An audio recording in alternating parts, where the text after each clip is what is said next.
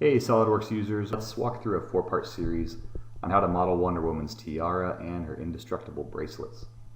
These models will become available to you at the end of the series, so stay tuned for instructions on how to download the models. In part 1 of the series, we'll begin modeling the central portion of her tiara. So let's open a fresh part file, and before beginning to model the tiara, I'm going to create a reference surface that's shaped somewhat like the top portion of your average female head. So the dimensions I'm using for the depth and breadth of this head shape actually fall kind of in the 50th percentile of female heads out there. So if you want to model this to fit your head, just come back to these original sketches and tweak the dimensions, and the model should update automatically. I'm just going to use a couple of open splines that I fully constrain. And a little side note here, I know the typical human head isn't fully symmetrical like this, but Wonder Woman is arguably one of the most symmetrical beings to have ever lived, so I'm guessing her head is pretty symmetrical as well. So let's just go with that.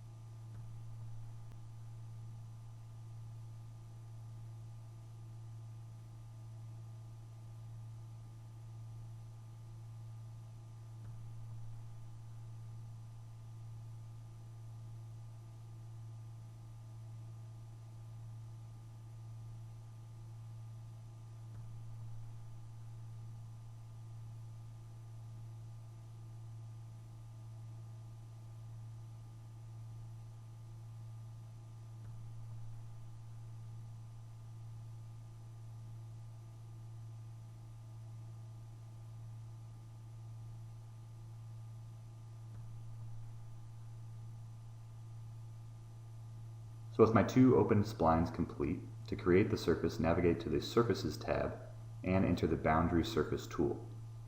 In the Property Manager under Direction 1, I'm first going to choose my top profile spline and then my bottom profile spline. And in this drop down under Direction 1, I can set a normal to constraint for each sketch, which will help round this shape out. And I'll just adjust the value to come to a shape I'm happy with. This is a nice feature in the boundary tool that allows you to create organic forms without the need for guide curves as you would need when using the loft tool. We just need to model half of the tiara, and we'll just mirror that half later on to wrap up the design. So this will be my base surface that we can create various extrusions off of. If you look at the design of Wonder Woman's tiara, you'll see each design element kind of extrudes out at different depths. So I'm going to create a bunch of reference surfaces that are offset from this base surface. So with this methodology, we will use a series of extrusions that start from our base reference surface and extrude up to the various offset surfaces for the different design elements.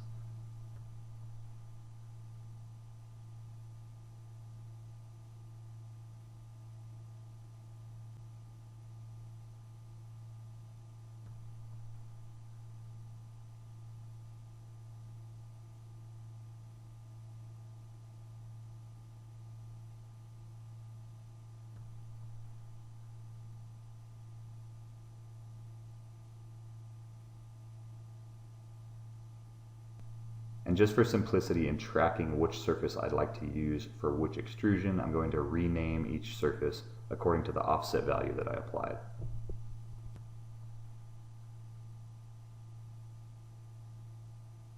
Now we're ready to create our first extrusion.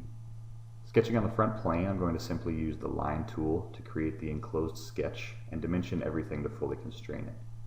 I'm referencing images of Wonder Woman's tiara on the side here that I found online while doing this, and I'm just trying to match the base shape as close as possible.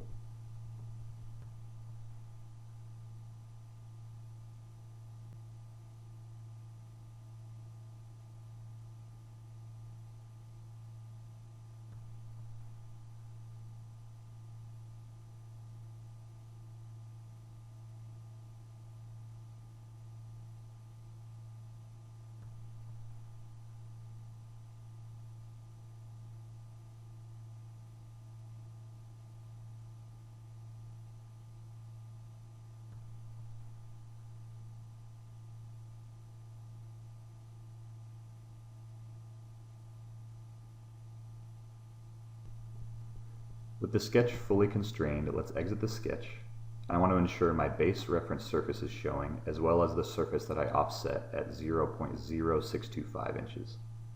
With the sketch highlighted, under the Features tab, enter the Extruded Box tool. In the Property Manager within the drop-down, under From, we'll select Surface/Face/Plane, and choose our base reference surface to extrude off of. Then in the drop-down under Direction 1, select Up to Surface, and choose the 0.0625 inch offset surface. You may have to hit the double arrow icon to reverse the direction of the extrusion like I had to here, and hit the green check mark to create the first extrusion. So I'm going to use this methodology with several more extrusions, so I'll just go ahead and skip ahead, and I'll chime back in to show you a few different options within the Extruded Box tool. So here I have the cross shape sketched out, and I'm ready to extrude to and from the appropriate reference surfaces, just as with the other extrusions. But after extruding this, I want to chamfer the tips of the cross a bit to create some separation between it and the other design elements. So I'm going to uncheck the Merge Result option to leave it as a separate body.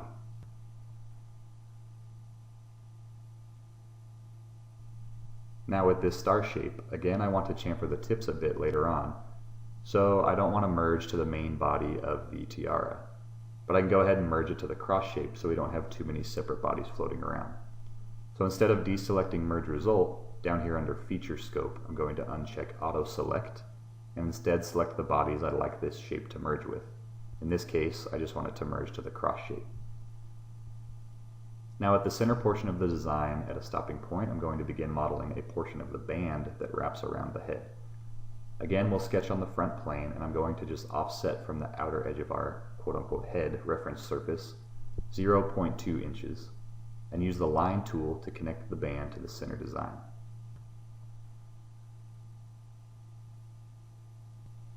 On this top line, I want a nice blended band, so I'm going to set a tangency constraint between the sketch line and the existing edge it is connected to. And once happy with the shape, I'll just trim away the excess offset curve using the Trim tool.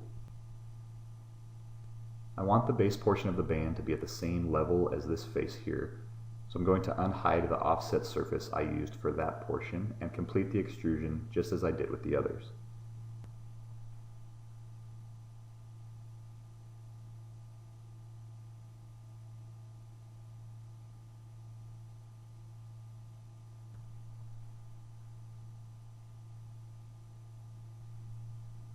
Next, I'll just blend the bottom portion of the band using a 0.2 inch fillet. And now back to sketch on the front plane, I'll create this bottom portion of the band using the Convert Entities tool to copy over a few existing edges.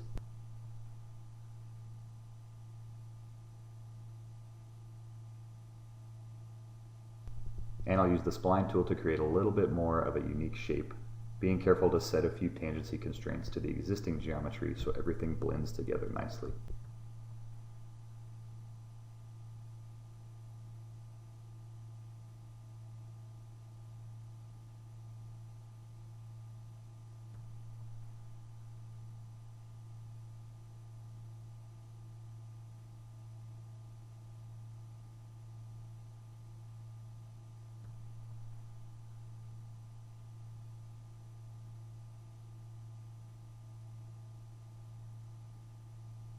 For this extrusion, rather than extrude up to the offset surface I created, you can also extrude up to an existing surface on the actual model.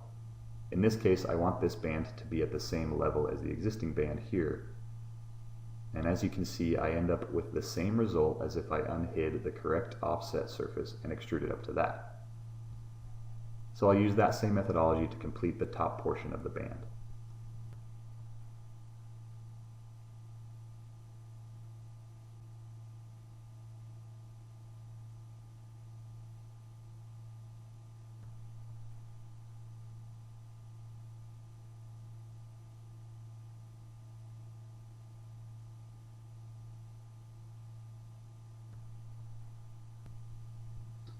Sketching on the top plane, I'm just going to create an angled line that is perpendicular to the outside edge of the reference surface. We could achieve this same result by creating a fully enclosed sketch and doing a simple extruded cut through the band, but I'd like to show you another cool option here. So here I just have a single solid line that I've fully constrained, And keep in mind this should be a solid line, not a construction line. Exit the sketch and navigate to Insert, Features, Split. In the Property Manager, under Trim Tools, ensure your line sketch is selected and click the Cut Bodies button. This will bring up the options of bodies that you can cut using this trim tool. In our case, we just want to select this excess portion of the band. We'll ensure the Consume Cut Bodies option is selected here and hit OK to remove this excess portion of the band. Stay tuned for part 2 of this series, where we will use a few unique tools to complete the band design and we'll finish up modeling her tiara.